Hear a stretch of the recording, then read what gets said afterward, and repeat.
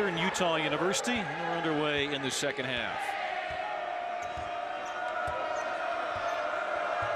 Thunderbirds with the basketball first in the second half, trailed by as many as 22, 20-point halftime spread. Here's Hess, who had all kinds of trouble getting shots off in that first half. Well, Butterfield doing a great job of denying, and when he does get a catch, boy, Butterfield is not giving him an open look yet. Chessman missed the shot but got his own rebound. Chris Nasinki had a quiet first half. Same five that began the game for both teams. Kennedy down the lane. Little pull-up jumper is good. This guy's going to be a good player, Joe. Well, Kennedy was tied for the lead in scoring in the first half with 6. He and Cal Hanks, the big man off the bench. But that screen and roll has given the Aggies trouble all night, and the freshman getting it to the paint several times in the first half. First possession, second half for Utah State. Ball knocked away, but getting it back, the Aggies. Rowland cut off of the baseline by Kennedy. Will bring it back out, and he'll fire a three. Got it. Rowland's second three of the night. That time on kind of a disjointed play. The center Shaw came out and set a ball screen for him, and Rowland's man went under it. Rowland just stopped and easily knocked that three in.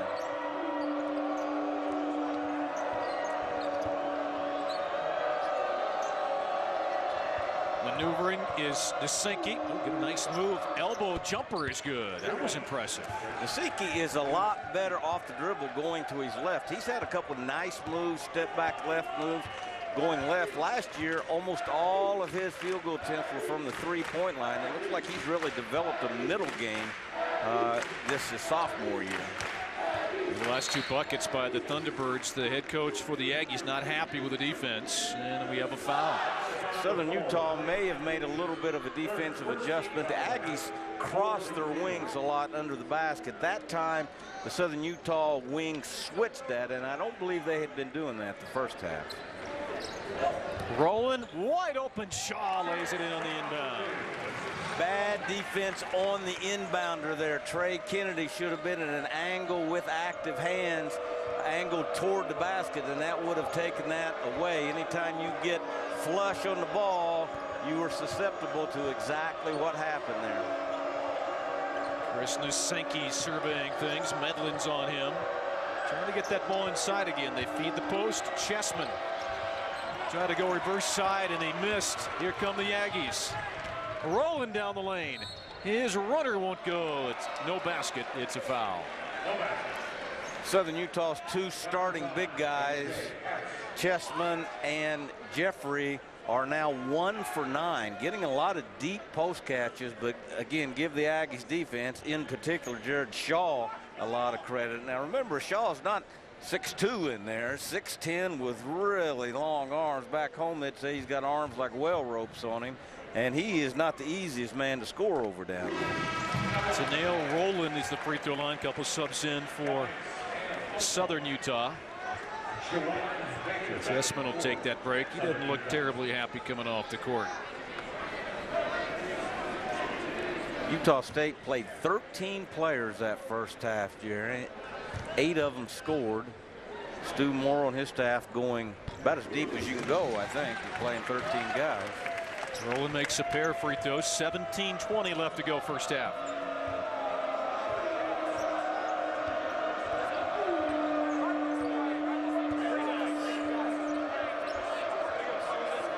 Southern Utah now playing small and playing A.J. Hess as their power forward or the four-man. I think that's the first time in this game that's happened. Butterfield is going to pop at 17 feet, knocks it down. An interesting story about him. He wanted to come to Utah State out of high school, and they didn't think he could shoot it well enough. Told him he needed to go to junior college and work on his shot. All he's done now as a junior is being a top 10 in the WAC in three-point shooting, field goal shooting, and led the WAC in free throw shooting. There's a jumper taken by Juwan Major, freshman, another one from Las Vegas. Major's a nice looking prospect as a freshman, 6'3", long and lanky. He had 12 points in their opening game in their win against Arizona Christian. A lot of good looking young players on both these teams. Agreed. You mentioned 6 freshmen playing on the active roster for Southern Utah. There's a shot that's blocked, but it's a foul, and Kyle Davis will get to the free throw line. Once again, Southern Utah allowing the post man Kyle Davis to nice post feed here. Not a real deep post catch, but Davis 3 dribbles and gets into the paint with it. Again, a lot of teams will come double that on maybe the second dribble, and Southern Utah probably fearing of them throwing it back out to an open 3. So a lot of times you pick your poison when you play against this Aggie team. 23-point lead now. That's the biggest lead tonight for Utah State. Big Jordan Stone back in the game. He only played a couple minutes the first half, but 6'10", 270. He was the recipient of some of those injuries last year. He got a chance to play a lot more minutes, and boy, is he a big man coming off that bench for the Aggies. That's going to be a foul away from the basketball on Cal Hanks. We've got a timeout. 56-32 Aggies leading the Thunderbirds.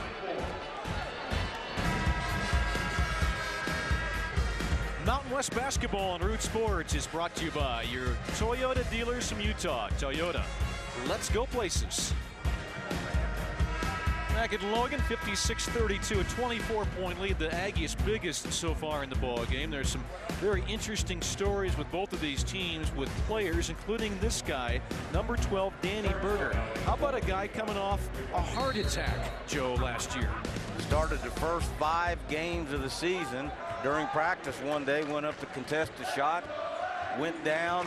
One of the Aggie assistants told me he thought he hurt his ankle, and he said, "Danny, you okay?" And he looked at him. Danny's eyes rolled back in his head. At that point, the trainer, Mike Williams, took over and essentially saved the kid's life. Complete cardiac arrest for a college basketball player. Foul at the other end, and the T-Birds will get to the free throw line. John Marshall came off the bench. First half was impressive. Boy, just took it away. Back to Danny Berger for a minute. Had there not been a defibrillator in the building, he would have probably not made it. He and his father have become great proponents going around the West and urging people in public areas to purchase a defibrillator. They weren't sure he was going to come back, but here he is back on the basketball court after a heart attack a year ago. What a story. They had that, and 10 games later, you lose Preston Medlin to a season-ending injury. You know, they kind of boo-hooed what a tough year it was, and it was a tough year. They only won 21 games. 21-10 a year ago. 14 straight. Medlin down the lane. The tip won't go. Medlin's got it again. He's going to bring it back out. And Rowland gets inside. Oh, what a great feed. A dunk thrown down by number 25. That's Jordan Stone. What a great advantage to have 2 point guards like Rowland and Davis then coming off the bench. To me, Jerry, if you don't have a point guard, it's like trying to drive a car without a steering wheel, and this program has 2 outstanding ones. Marshall through the lane. He'll kick it out. Juwan Major with the shot clock winding down. He gets by a couple defenders, floats one up there and scores. Tough shot. Great defense by Butterfield there, doing about everything you can. Every once in a while you can guard just about as good as you possibly can, and some guy will make a great shot just like the freshman did there. Butterfield, high archer. This one won't go. Good rebound again. Stone back up and in.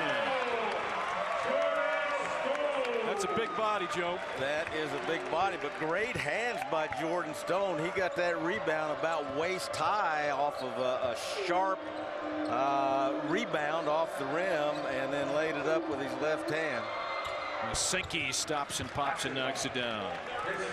Pace of the game's picked up a little bit, Jerry. I think typically when you get down or you're up big, everyone loosens up, and you're just going to kind of shoot, follow, and holler now a little bit. Stone feeding down low. Davis up with it. Missed it, but he'll get to the free throw line. And the pace picking up here, Joe, in this second half. Both teams. I said when the ball gets dribbled to the paint, bad things happen to the defense. That was really a nice draw and kick there by the senior Rowland, and great hands by the 6'10", 270-pound Jordan Stone, a local product here out of Skyview High School. Get a couple subs. McGlaskin, freshman from California, coming in.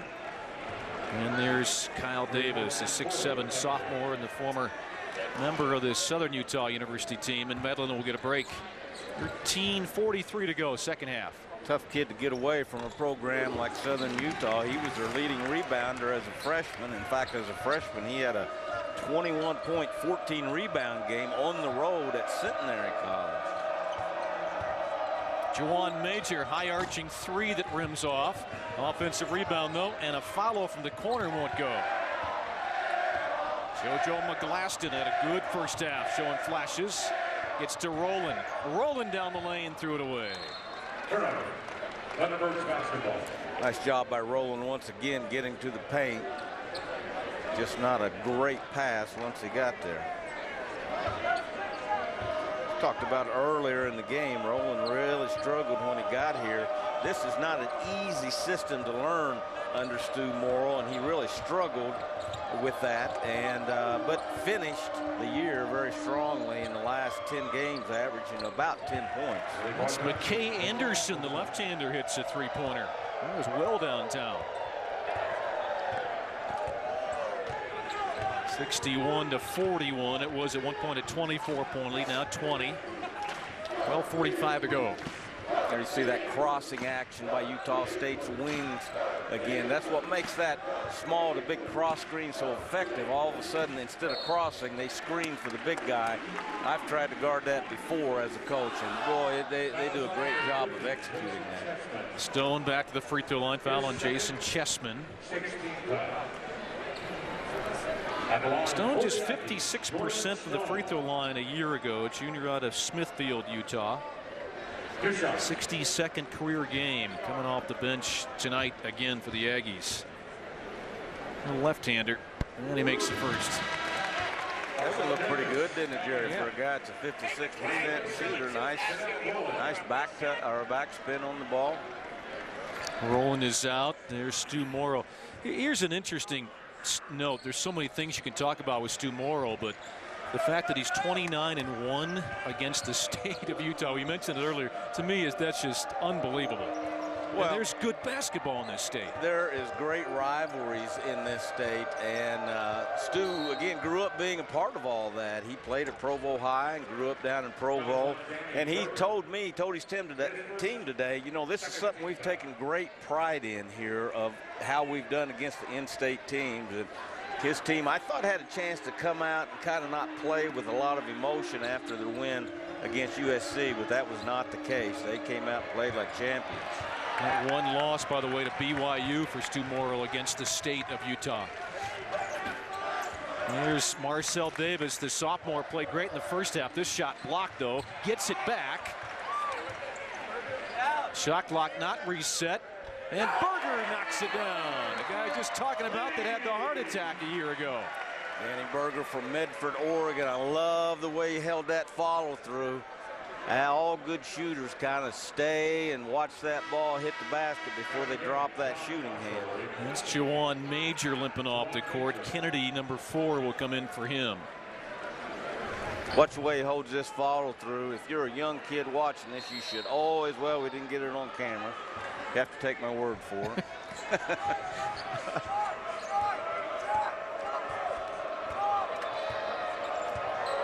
Major playing the point now for the Thunderbirds. Kennedy, 2 smaller guards out there together now. Jump hook is blocked by Stone. Berger up with the ball. Nice help there by the opposite post, Kyle Davis.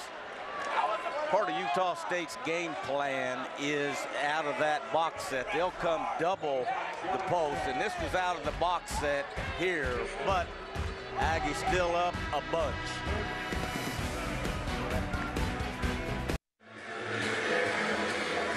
It is a 24-point lead for Utah State. Biggest lead of the ball game. 11:40 to go in the second half.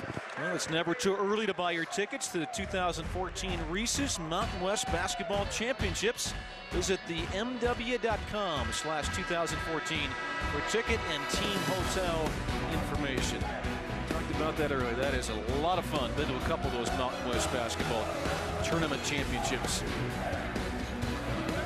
Las Vegas has turned into the mecca of conference championships, hasn't it? You could go down there. I think there's 4 going on at the same time right now, or this season. It's not a bad host city, Las Vegas, Nevada. 11.5 left to go in this one. The shooting in the half. Southern Utah better in this second half. To get to the free throw line here. Stone picks up the foul. 14 fouls now, and this guy at the free throw line, John Marshall's done a nice job. There he is, number 5, another freshman. He's from Phoenix, 6'1". 3 freshmen and 1 sophomore on the floor now for Southern Utah. I think Coach Nick Robinson trying to obviously build this program from the bottom up and not looking for any quick fixes. He's brought in some nice looking freshmen. On the roster, 9 freshmen, 4 sophomores, 3 juniors, and just 2 seniors. So this is an extraordinarily young team. Southern Utah University. 11-20 last year. Not a lot of respect for them in the Big Sky as they're picked 10th and 11th in the 2 coaches and media polls. Shaw down low, couldn't get the hoop, but got the foul. That is the same play Utah State calls dribble that I talked about earlier, and they are a master of execution along that baseline.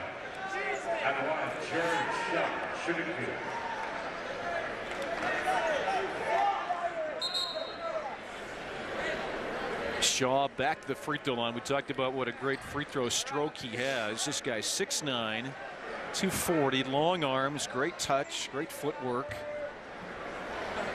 He's the whole package as big men go. Really quick off his feet, too. He makes another free throw. Al Hanks, 34, joins the fray here. 11:09 left in the first half. And Jason Chessman, the Joe Wolf lookalike, will exit the floor. Remember Joe? Yes, I do. North Carolina product, I believe. Played for the Nuggets for a while.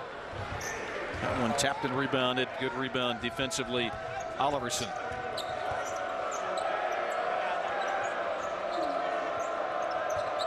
Race Parsons and then Kennedy, the freshman point guard. Another freshman guard here in Marshall.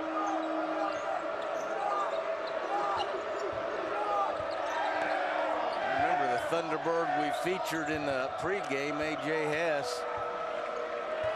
Hasn't scored, hasn't even been on the floor for a while. Poor Spencer Butterfield kind of took care of him. Kennedy missed that 3, and it's cleared by Shaw. Here come the Aggies. Down the lane, little scooper won't go. Tip goes up and in. Great play following Danny Berger. Great follow by Berger there. You should follow every layup because every once in a while a guy will miss one just like that. And Joe, you were telling me this afternoon, you said what Stu Moore likes to do defensively is take away your strength, and the strength may be AJS. He's taken his game away from him. Well, he's got a great staff. They watch this fast break here. Nice decision by Rowland. And watch Danny Berger, boy, up in a crowd. 4 red jerseys around him. But back to Utah State and their staff, they do a great job of defensive game preparation. And as you and I were talking today, I said they will determine what you do the best, what you score off of, and they'll do everything they can to take that away from you. Yeah, the Thunderbirds still playing hard. 9:52 left to go in the game. Off a little flex cut there. Their point guard, Trey Kennedy, now playing more as a 2 guard. Came off that little baseline screen, and boy, he's got a great body for a freshman. There's Medlin back in for Utah State. And Glaston slowly walking toward the bench. I think he's all right. kind of got a feeling that may be more due to that layup he just gave up than it was for injury, because that is a play they went over and over and over in their walkthrough today in their game preparation. We were fortunate enough to be able to sit and watch Stu Morrill's walkthrough today. Usually he doesn't let our media type in there. I think he felt sorry for me. It beat me so many times. That's going to be a jump ball. Hanks and Shaw will jump it up. And alternate possession will go to the Aggies. Yep, indicating it is Utah State's ball. Shaw, by the way, a double-double, 16 points and 10 rebounds.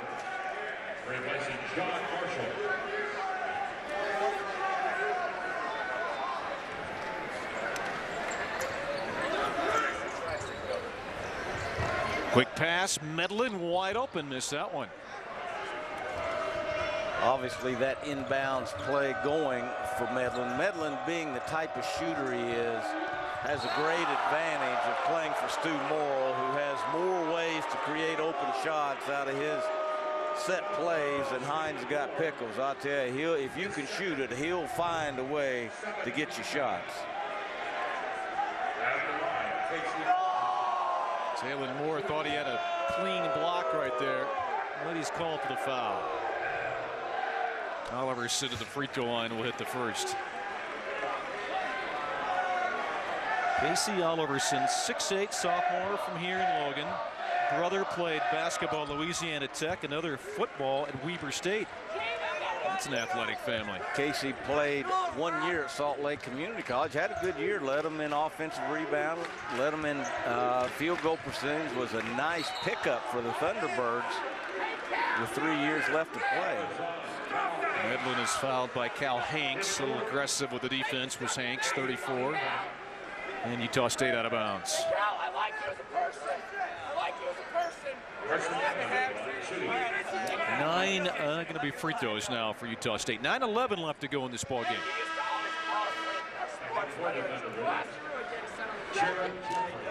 Utah State next will play at Cal Santa Barbara next week. They open Mountain West Conference play on the 1st of January at Air Force. Medlin, a wonderful free throw shooter, 82% a year ago. It's the first. Senior out of Carrollton, Texas, Preston Medlin. Career three-point percentage of 41. Number 7 on the all-time threes made list here at Utah State. Missed that free throw.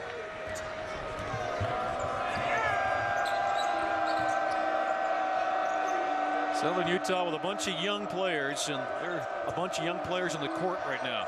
A great experience for them to come up here and play this very good Utah State team. Utah State in their 2-3 zone. Stu's got a couple wrinkles in this that are unique to just him. 28 years as a head coach. You hear a lot of times, Jerry, people talk about a system. Stu Morrill has a system maybe more than any college coach I've ever seen. And of course, in 28 years, you should kind of figure out what works for you and what doesn't work for you. Yeah, you're telling me Stu says you better play defense and you better rebound or you're not going to play. One thing very unique about Utah State is look at their bench. They've got 2 sets of signs. Not one sign, but 2 signs. One of them is the play they're going to run. The other one is a decoy. Stu went to that 5 or 6 years ago when people, and me being one, Rick Majerus, the staff being the other, used to pick up his calls, thumbs down. We'd know what that was. We were able to guard him. When he went to these 2 signs where you didn't know what they were guarding, boy, they got tougher to guard than you can imagine. Look at that. Their kids know, like one day the coach on the left may be the real call. The next day the one on the left. Try to figure out their calls now. It's just virtually impossible. It's kind of like a baseball team, Jerry. You know, one's the real sign, the other one's a decoy. It's again, very unique to Stu and his system. Tough to steal signs, huh, from Stu Morrill? They were hard enough to guard when you knew what they were running. When you didn't, it got really tough. 8:20 left. It's a 20-point lead. The big lead has been 24 tonight for Utah State. Shaw's had a big game, number 5. Handles a ball well for a guy 6'9". Second team all WAC last year. Oh, Davis couldn't quite finish. Got the ball back. Back up he goes, and he got fouled.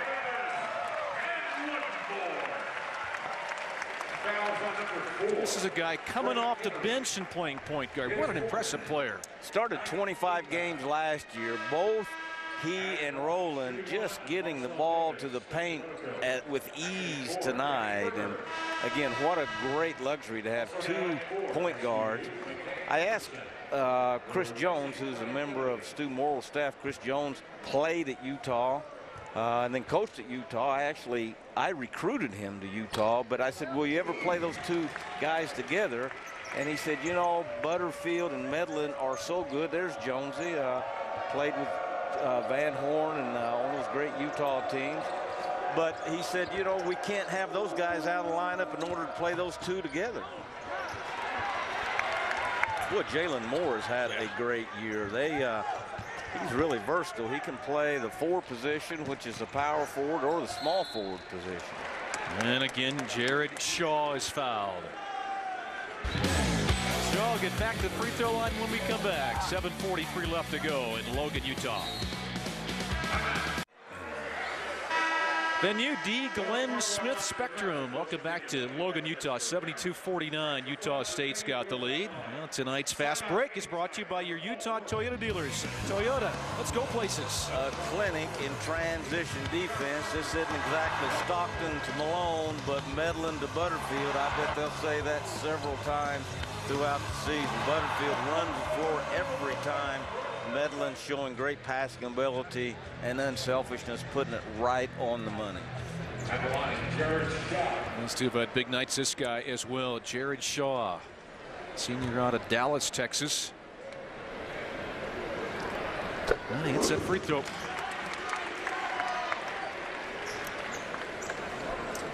Utah State will play 4 in-state teams this year, but not the University of Utah. Utah going to the Pac-12 has disrupted a couple great rivalries. Utah BYU, Utah State. And that was a long tradition that those folks played each other. This team, Utah State BYU, will hook up this season. Zone defense, and Utah State still getting after with the effort defensively. Very alert, really on point away from the ball. A lot of times late in the game, up like this, you'll just kind of stand in the zone. Not this group. Boy, they are really alert in this zone. Just beat the shot clock, but it missed. Retaken by Nasinki. Back-to-back rebounds by Moore, and then, boy, he puts his head down and runs like a scalded dog down the floor. This kid is really talented. Here's Marcel Davis feeding Shaw with a reverse layup.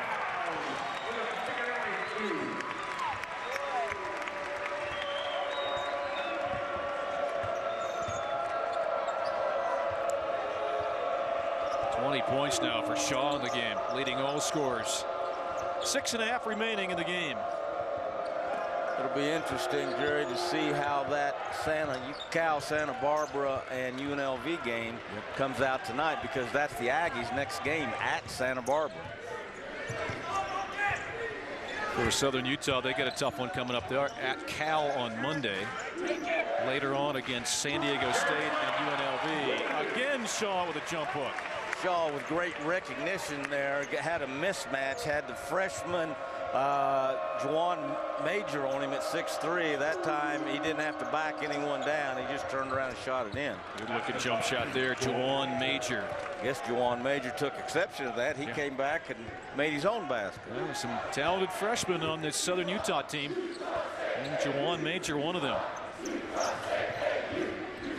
Medlin, he'll bounce up top with Jalen Moore. And a pass in the paint. Again, Shaw's got it, lays it in. No answer for Shaw tonight. They're just throwing it up around the rim, letting him go fetch it. Boy, at 6'10" with those long arms, he's a big target in there, and great hands. He hadn't fumbled the ball tonight. Oklahoma State transferred Jared Shaw.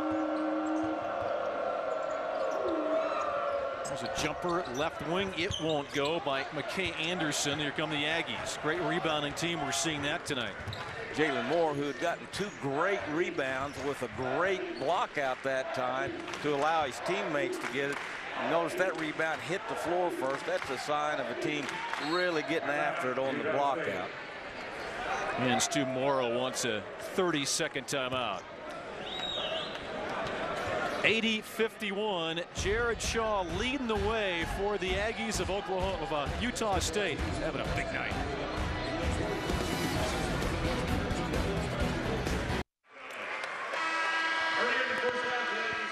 The new member of the Mountain West, Utah State, impressive tonight. 80-51, they have the lead. Well, the postseason tournament coming up. Never too early to buy your tickets. 2014 Reese's Mountain West Basketball Championships. Again, that website, themw.com/2014. Ticket and team hotel information. We are here at the Smith Spectrum in Logan, Utah. You see the colored seats. Joe and I discovered why they're colored that way today.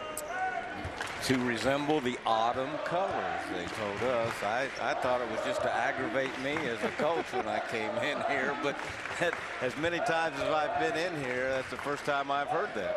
We had the drive from Salt Lake City to here today, and we saw a lot of those kinds of colors. Beautiful country around Logan, Utah. And you're about a month late. A month ago, it was just spectacular here in the state of Utah. 4:20 left in this ball game. Aggies from the start tonight, and it was no big surprise. They were heavy favorites in this ball game. Southern Utah with a bunch of young players playing hard, getting a good learning experience here against a very good Aggies team. And staying with the system, look at this possession, going side to side with their offense. Finally getting a pretty good shot there. The young Race Parsons kid, the kid that I talked about who'd had such a great high school career here in the state of Utah. But I've been impressed with their discipline, how well they're coached, what they're running at half court. They'll have a chance to have a good team down the road when these kids grow a few whiskers. Race Parsons, a 3-time first-team All-Stater in the state of Utah. 2 times his high school team won a state championship. Moore's going to come back in. And that might be it for Butterfield tonight. 4 minutes and 4 seconds to go. Boy, I said it earlier, what a great find for the Utah State coaching staff. That kid plays hard every second on the floor.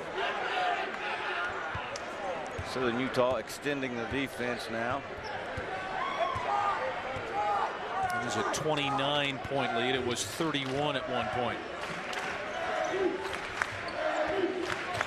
Moore looking down low, couldn't get it to Kyle Davis, and now he gets him in the corner. And cross court driving that baseline. I think he stepped out of bounds. Yeah, Rowland did that, the corner. And the ball will come back to the Thunderbirds. 82-53 Aggies, I believe. We'll be back after this.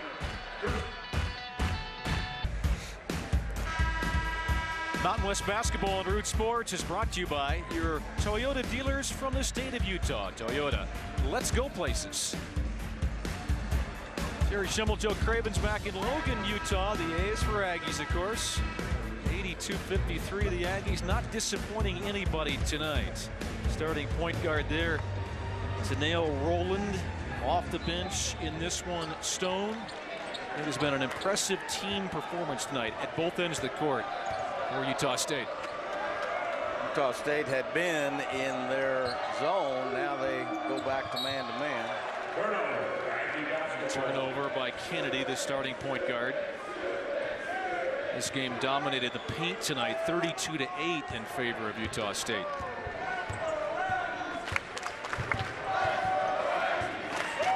Seen a number of players hit the court from both of these teams this evening. Stone maneuvers.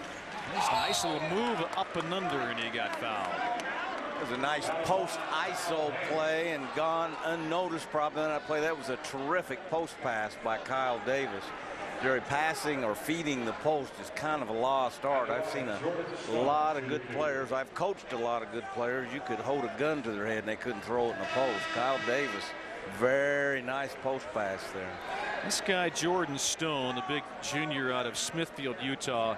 A lot of people considered him back in the previous conference, maybe the best backup center in that conference. He might be one of the better backup centers in the Mountain West.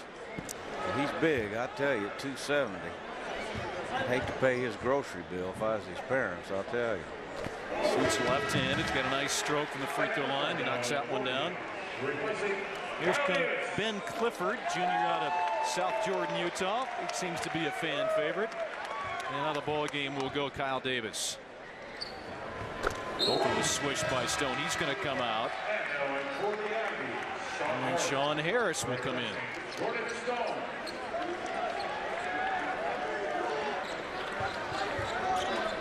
I mentioned Utah State had played 13 players in the first half. Now, I don't expect them to go that deep all season, but they will go 8 or 9 deep pretty easily. And with some versatility, they've got guys who can play multiple positions, and that helps your depth so much. Good feed down low. A nice little bank shot there. Cal Hanks off the bench with a hoop. Cal Hanks, who was Kyle Davis's roommate down at Southern Utah when Kyle Davis was a freshman there. Biko Numaaya is the point guard, now number 10. Leads to this impressive player, McLaston. Got the freshman out there now, do the Aggies. Down the lane, nice feed, and Moore lays it up. He missed it. Jalen Moore would love to have that one back. T-Birds the other way. Alley-oop is thrown away. You know, Jerry, I was just getting ready to say before that play that I have been impressed with both teams' discipline in what has virtually been a 20 to 30 point game or blowout type game. This whole game, both teams still just running their half-court offense, really working hard on their execution. I think that's a compliment to both coaches. Joe, you've been telling me now since we've been working together a couple of weeks now that this is a very difficult place to play for anybody. And we saw the record, of course, with Stu Morrill at home, especially. The Mountain West Conference comes in here now. Teams like New Mexico and UNLV and Boise State. Those should be interesting matchups in this court, huh? If they have never come in here, if they've never played against a Stu Morrill coach team, it's a whole new experience. Now, you know, Utah State's got to go some tough places too, like the Pit. But I've got a feeling Utah State picked 5th. If I were a betting man, I'd bet that they're going to finish a little bit better than that. It'll be interesting to see how it shakes out. Clearly the class of the conference at this point anyway is New Mexico, whom we've seen twice already. Here's a jumper by Clifford that missed. Well, you and I have worked 2 games together, once at New Mexico's Pit, where I've never won. The second one here at the Spectrum, where I've never won. Next week we go to Boise State. I did win a couple there, so we're going to break my streak here. All right. You tell me you almost won a game, but Stu Morrill hit the buzzer too quick. Well, I always tell Stu we came close to winning one, and they just out cheated us down the stretch here. That's another story. Stu just grinned and walked away when I said that. He did. Yes, he did. Sean Harris making his move down low. Minute 39 left to go in the ball game. Jerry, last March 9th, we talked about the great tradition here at Utah State. They won their 1,500th game, being only the 52nd team in the nation to do that. And there's a little more significance of them doing that on March 9th. That's my birthday, just so you know. Okay. You know, if we happen to be working together at that time. Write that down right now. March 9. Got it. Now, don't ask me which birthday it's going to be this year.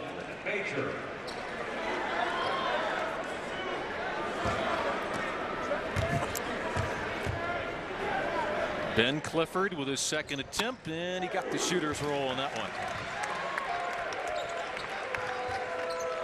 Well, the entire roster that suited up tonight has been used by the Aggies.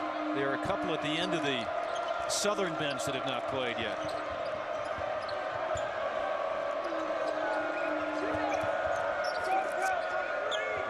Grace Parsons will go up top.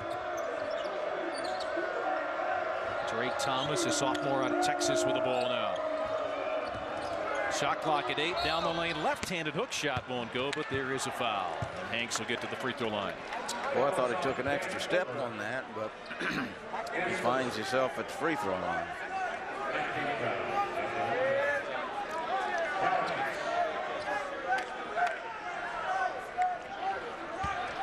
There's Nick Robinson, the head coach at Southern Utah. Had his hands full tonight. He knew it. Free throw was missed there by Cal Hanks. I talked earlier in the game about Danny Berger holding his follow-through. Hanks that time looked like he had loose change in his pockets. He dropped his hands so quick there. Talked about this Utah State team with 14 straight 21-plus win seasons. To me, just an amazing number as we wind down to a minute. 1 minute remaining. And more from the corner. Good looking jumper. Great looking shot. Boy, I've been so impressed with this kid tonight. That not only looked good from the waist up, great footwork there as he came off that baseline, got his feet set. He's going to be a great player here.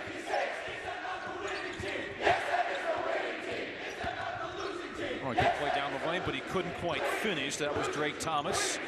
Good hustle again. There's a jumper. That one missed. And the Aggies have a possession. No shot clock left. More down the lane. And he will get the foul. Two players there. Take your pick. They have to call it on Hanks. 27 seconds left to go. The Aggies have Mississippi State coming to Logan this year, which will be an eye-opening experience for that group too, being from as far away in SEC land as they are. And the freshman Jalen Moore right here in Logan will get the free throws. He's had a solid night tonight off that bench. Skyview High School, the free throw is good. Talked about Stu Morrow and his team winning at least 21, 14 straight. How about the company that he is in doing that? Kansas, Gonzaga, Duke, and Syracuse? Are you kidding me? And then Utah State. Well, it looked like Stu's getting ready to nod off there. I know they're up 30, but someone wake Stu up over there. Look, what a coach. 28 years, a good guy. I tell you, he just and what a program. I mean, this has been great tradition here, but he's taken it to an all-new level. 12 seconds left in the ball game.